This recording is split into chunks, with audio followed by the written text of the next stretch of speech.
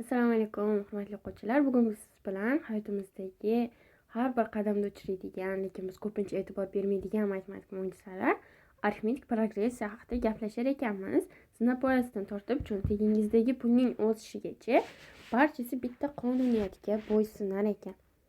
Progressiya o'zida 2-3 xil turga bo'lishimiz mumkin. Arifmetik progressiya, geometrik progressiya, keyin cheksiz kamayuvchi geometrik progressiya ham deyishimiz mumkin. Asosiysi arifmetik progressiya bilan geometrik progressiya. Endi cheksiz kamayuvchi geometrik progressiyamiz geometrik progressiyani o'zida o'rgatilib ketadi. Sizga men aytaylik, misol keltirishim mumkin, qarang.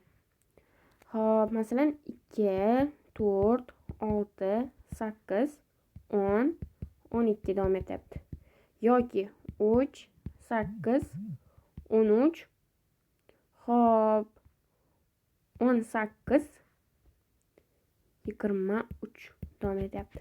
Bir nimani sezdikmi? Sizga birinchisida 2 ga ortib ketyapti. Bunisida nima bo'lyapti? Hammasi bir xilda 5 ga ortib ketyapti. Mana shu narsani biz arifmetik progressiya der ekanmiz. Tasavvur qiling, qarang. Har haftani dushanba kunlariga e'tibor bering. 1-sana, taqvimda 8-sana, 15-sana, 22-sana har dushanba orasida 7 kun farq bor. Bu ham arifmetik progressiya. Yoki tasavvur qiling, siz har kuni jamg'arma qutingizga pul tashlaysiz. Hamada pul soladigan quticha, bankacha bo'lsa kerak. Bugun 1000 so'm, ertaga 2000, indinga 3000 solarsiz, aytaylik. Har kuni 1000 so'mdan farq qilyaptimi? Mana shu nima derkanmiz? Arifmetik progressiya derkanmiz. Yoki qarang. Avtobus har 10 daqiqada bekatga keladi. Soat 8:00, soat 8:10, soat 8:20. Agar siz bekatga soat nechida borishni rejalashtirmoqchi bo'lsangiz, aslida miyangizda kichik bir arifmetik progressiya formulasini yechayotgan bo'lar ekansiz. Mana shular hammasiga arifmetik progressiya der ekanmiz. Qarang, hozir ozroq nom qo'yib olaylik. Qarang, arifmetik progressiya mana 2 bu birinchi xadi bo'lar. Ikkinchisidan misol qilaylik, u yoqda bir xillik bo'lib qolmasin. 3 sonni masalan A1 deb olar ekansiz. Birinchi xadi 3. 8 ni A2 deb olar ekansiz. 13 ni A3 deb olar ekansiz. Mana shunaqa davom etadi. Endi qarang, 3 bilan 8 ning farqi 5, 8 bilan 13 ning farqi 5, 13 bilan 8 ning farqi 5. Hammasini farqi bir xil bo'lgani uchun arifmetik progressiya bo'lyapti. Agar bir xil bo'lmaganda bu unaqa deya olmas edik. Mana shu bir xilliklar, ya'ni bir xil bo'lib o'sib ketayotgan narsa D harfi bilan belgilanadi. Bu ayirma deyiladi. Ya'ni ularning farqi, ya'ni ayirmasi D ga teng. Tushundingmi? Xo'p, keyin qarang. Nimani tushuntirishimiz mumkin? Aytaylik, sizga A2 ni bergan 8 deb, D ni bergan 5 deb, A1 ni toping degan. Siz bilasiz, ikkita xatni orasi D ga teng bo'ladi, o'sha ayirma deyiladi. Ayirmani topish uchun ketma-ket kelayotgan xatlarni bir-biridan ayirib qo'ysak yetarli. Masalan, A1 ni topish uchun hozir A2 dan D ni ayirib qo'yamiz. Shunda A1 nechiga teng bo'ladi? 8 minus 5 dan. Xo'p, 3 ga teng bo'ladi. Mana chindan ham 3 edi. Menimcha tushunyapmiz deb o'ylayman. Keyin masalalarni ko'rishimiz mumkin masalan. Xo'p, yana bir ikkita formulani ko'rsak, qarang. Yoki masalan A4 ni topish uchun nima qilasiz? A4 ni har xil usul topishingiz mumkin. Masalan, A3 ga D ni qo'shib qo'ysiz bo'ladi yoki A1 ga 3 ta D ni qo'shishingiz mumkin bo'ladi. Mana bu yerdagi son bilan bu yoqdagi ikkalasini yig'indingiz, buni berish kerak deb eslab qo'ying. Men sizga qanaqadir uzun formulalar bilan ko'rsatishni emas, mazmunini tushuntirishga harakat qilaman.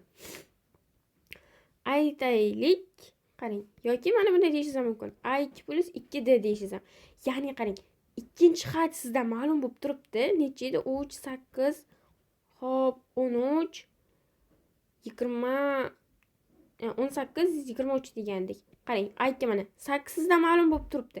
Endi unga yana ikkita ayirmani qo'shsangiz, undan keyin yana ikkita xatga, yana ikkita xat ko'payadigan narsani qo'shsangiz, mana buni beraveradi. To'g'rimi?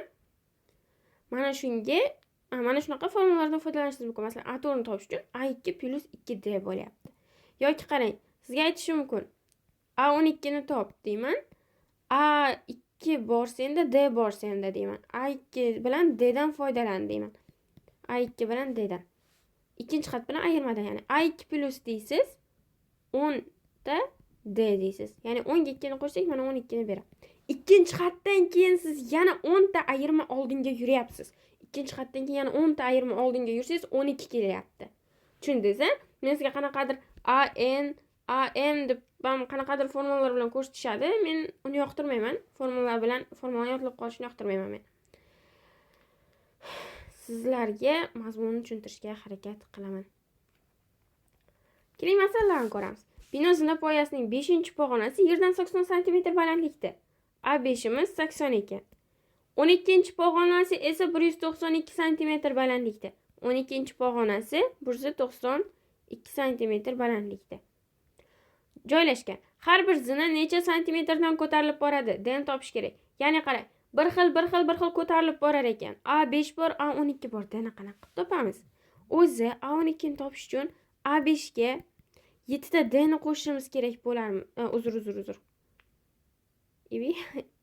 Qarang, 7 ta D. 5, 7. Ikkalasini qo'shsangiz 12 ni beradi, to'g'rimi? Ikkalasini qo'shsangiz 12 ni beradi. Demak, qarang, sizda hozir A12 bor, A5 bor. D ni topish uchun nima qilasiz? 7 ta D ni topish uchun masalan A12 dan A15 ni ayirasiz, to'g'rimi? A5 ni. Shunda necha bo'ladi? 7 ta D'ingiz 192 minus 80 ga teng bo'ladi. 42 ga teng bo'lib qolar ekan. 7 ta D teng 42. Shunda D'ingiz teng bo'ladi 6 ga. Nimani so'ragan edi? Har bir zina necha santimetrdan ko'tarilib boradi? Har bir zinangiz 6 santimetrdan ko'tarilib borar ekan. Keling, sizga yaxshilab tushuntirishga harakat qilay. Mana zina ko'tarilib boryapti. Qarang. Bino zina poyasining 5-pog'onasi 1, 2, 3, 4, 5. Mana 5-pog'onagacha 80 sm ekan.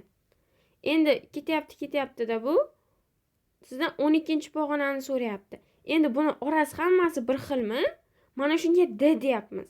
U qarang, mana 80-da turibdi, A5ingiz 80da turibdi. 80dan keyin u yana 7 ta zina tepaga chiqyapti. Bu aniq-ku, 12-pog'onaga borish uchun yana 7 ta zina bir xillikda tepaga chiqyapti.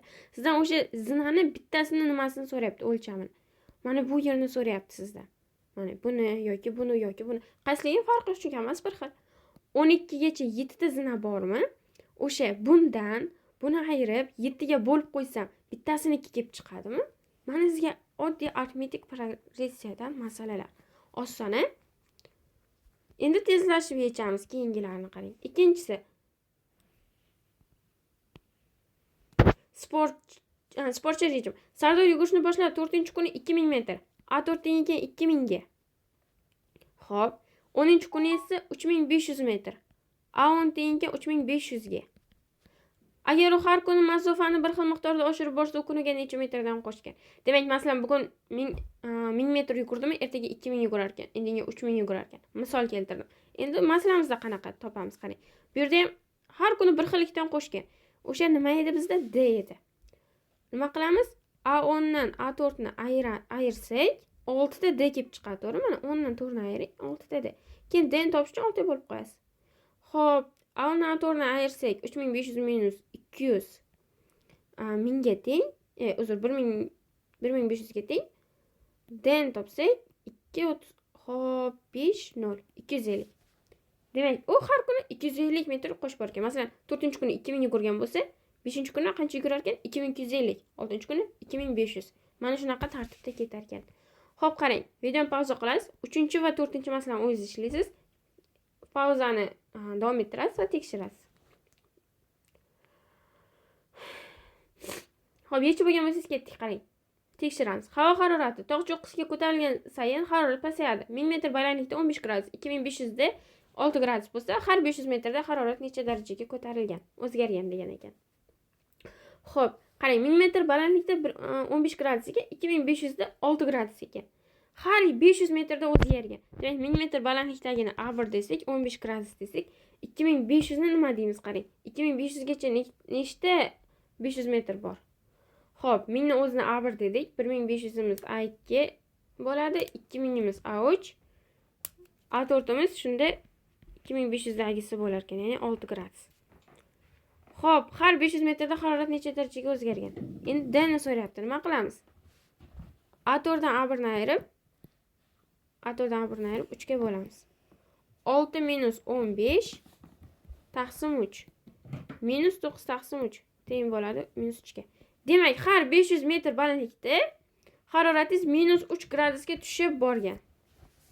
Ketdik. 4-si. Tadbirkorlik. Do'konning 3-oydagi daromadi 15 million. 8-oydagi daromadi esa 30 million so'm bo'ldi. Agar o'sish bir xil suratda bo'lsa, har oy daromad necha millionga oshgan? 3-oydagi daromadi 15 million, 8-oydagi daromadi esa 30 million. A3 15 million. Xo'p, 8-oydagi daromadi 30 million. A8 30 million. Har oy daromad necha millionga oshgan? Bu ham deni so'rayapti. Nima qilamiz? 30 dan 15 ni ayiramiz. Orasida 5 ta farq bor. A8 minus A3 5 ga bo'lasiz. 3 ekan. Demak, men millionlarni oldiga yozmadim. Xullas, nima ekan? Har oyda daromad 3 milliondan oshar ekan. Endi qarang, ko'prik usti. Xo'p. Bu xossamiz endi o'zgardi. Ya'ni keyingi xossaga o'tamiz. Ko'prikni ushlab turgan birinchi ustun balandligi 10 metr, uchinchi ustunniki 14 metr. Ularning qoq o'rtasida bo'lishi kerak, oq bo'lib qopti. Qoq o'rtasida joylashgan ikkinchi ustun balandligi qancha? Sizga bitta narsani aytib o'tay, qarang. Xo'p. Masalan, 5, 10, 15, 20, 25 ketyapti, to'g'rimi? Mana bu ikkitasini qo'shib 2 ga bo'lsangiz mana shuni beradi. Yoki bu ikkitasini qo'shib 2 ga bo'lsangiz ham mana buni beradi. Ya'ni bir xil uzoqlikda qilishingiz kerak. Masalan, qarang. Xo'p, 5imiz boshqasiga to'xtay. 8, 10, 12, 14, 16, 18. Mana qarang. Mana bu xo'p, mana bu yerdan yana 6 ni yozib qo'ydim, qarang. Mana bu 6, 18. O'sha ikkalasini qo'shib o'rtasida solgan bo'lsangiz, o'shani beraveradi. 6 ga 18 qo'shib 2 ga bo'lsangiz 12 ni beradi masalan. Mana shuni aytmoqchiman. Bu ham bitta xossasi, qarang. Ko'prikni ushlab turgan birinchi ustun 10 metr ekan. Uchinchi ustun 14 metr ekan. Ikkinchi ustunni so'rayapti. Qarang, A1, A2, A3. A2 ni topish uchun bu ikkalasini qo'shib 2 ga bo'lsak yetarlimi? Yetarli. 24 bo'ladi qo'shsangiz, 2 ga bo'lsangiz 12. Oddiy oson misol. Ikkinchisi o'zingizga qoladi. Uchinchisi, navbatdagi narx. Daftarning narxi 2-haftada 3000 so'm, 4-haftada 5000 so'm. 3-haftadagi narxi qancha bo'lgan? Nima qilamiz? Qarang. A2, A3, A4 deyapti. A2 ga A4 ni qo'shib 2 ga bo'lsangiz ana shuni beradimi? A2 3000, 4-haftada 5000 bo'lgan. Ikkalasini qo'shib 2 ga bo'lamiz. 4000 bo'ladi. Bunisini ham o'zingiz yechib qo'yasiz. Ketdik. Endi yana xossani o'zgartiramiz. Teatr zalining 2-qatori 19-qatordagi jami o'rindiqlar soni 80 taga teng. U holda 10 va 11-qatordagi jami o'rindiqlar sonini toping. Qarang, bitta narsani aytib o'taman. A2 plus A6 berilgan masalan sizga. Shu A7 plus A1 ikkalasi teng. Yoki A1 xo'p. Soni o'zgartirib turaylik. A3 plus A4 desam, sizga A2 plus A5 ana shu ikkalasi teng. Nimani sezdingiz? E'tibor bering. 2 plus 6 ham 8, 7 plus 1 ham 8. 3 plus 4 7, 2 plus 5 7. Ya'ni mana bu indekschalarning yig'indisi teng bo'lsa, bu nimalarimiz ham o'zaro teng bo'ladi. Ifodalarimiz. Teatr zalining 2-qatori 19-qatordagi jami o'rindiqlar soni 80 taga teng. U holda 10 va 11-qatordagini toping. 2 ga 19 qo'shsangiz 21 mi? 10 ga 11 qo'shsangiz ham 21 mi? Demak, bunisi ham 80 ekan. Hammasi oddiy. Ikkinchi masala ham xuddi shunaqa. 3 va 4 ga ham qarab chiqasiz, xuddi shunaqa. Hammasini o'zim ishlab bergim kelmayapti. O'zingizga vaziyat sifatida qo'yib, videoni to'xtatib ishlasangiz foyda bo'ladi o'zingizga.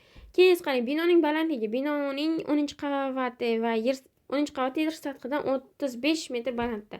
Har bir qavat 3 metrdan bo'lsa, 40-qavat necha metr balandlikda bo'ladi, qarang. A10 ni aytibdi, yer sathidan 35 metr balandlikda deyapti. Har bir qavat 3 metrdan deyapti. Demak, D3 ekan. 40-qavatni so'rayapti. A40 qanchaga teng? Nima qilamiz? A40 teng bo'ladi. A10 plusdan 30 ta D ga. Boya nima dedik? Mana bu o'nga 30 qo'shganimizda 40 ta bersa bo'ldi dedik, to'g'rimi? Shu formulaga qo'yasiz. A40 topish uchun A10imiz 35, 30 ko'paytgan 3imiz 90. 90 ga xo'p 35 qo'ysak 125. Bo'ldi. ikkinchi, uchinchi, to'rtinchi masalamiz shunaqa. Videoni to'xtatib ko'rib, o'zingiz ishlab ko'rasiz. Xo'p, bu birinchi qismimiz edi. YouTube'ga hozircha 15 minutlik video qo'yapman. O'zingiz ishlab ko'rasiz. Qoldirib ketganlarimizni biror nima tushunmaysiz. Telegram kanalimizga o'tib so'raysiz bo'ladi. Men Telegram kanalchamiz nimasi qoldirilgan. Xo'p. Keyingi videomizda arifmetik progressiyaning yig'indisini topishni sizlar bilan birga ko'rib o'tamiz. Videoga like bosish, foydali bo'lgan bo'lsa kommentariy yozib qo'yish esingizdan chiqmasin do'stlar.